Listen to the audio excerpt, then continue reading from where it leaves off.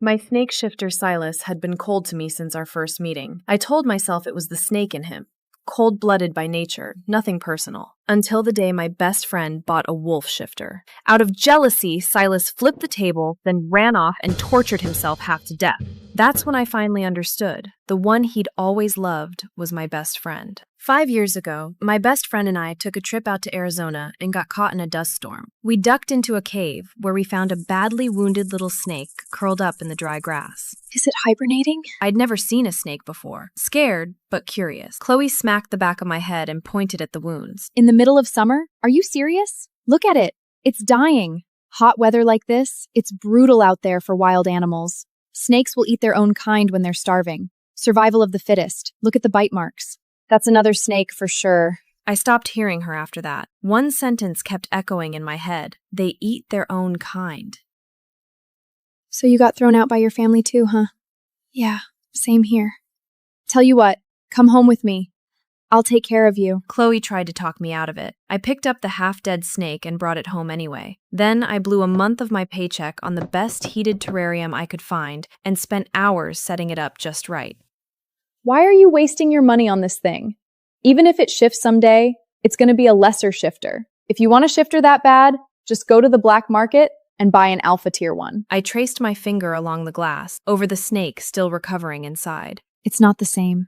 I want this one. When I look at him, I see myself. Maybe what I'd saved wasn't the snake. Maybe it was the version of me from years ago, the one my family had broken into pieces. The second I mentioned my biological family, Chloe went quiet.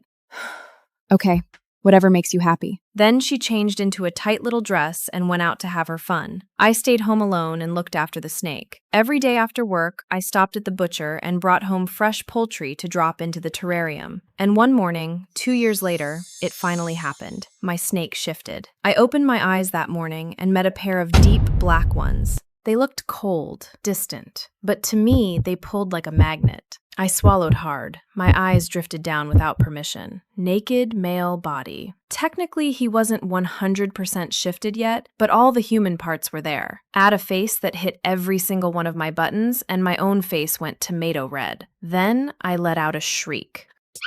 The scream woke Chloe in the next room. She came running. When she pushed the door open, she saw me with my head buried under the covers and a man stark naked, fresh out of his shift. She got the picture instantly. I was mortified. Chloe was not. She looked him up and down, head to toe, no shame at all. Then she started rating. Face, 100.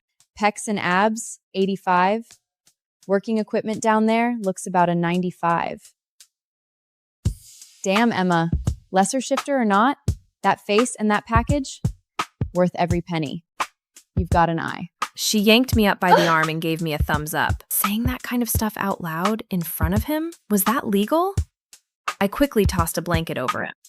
Looking back, if I'd kept my head for 2 seconds, I would have noticed how weird he got around Chloe. Not like the cool, blank face he gave me after I'd seen everything. While Chloe rattled off her commentary, my snake boy actually blushed. But I was too busy being thrilled and embarrassed. I missed it.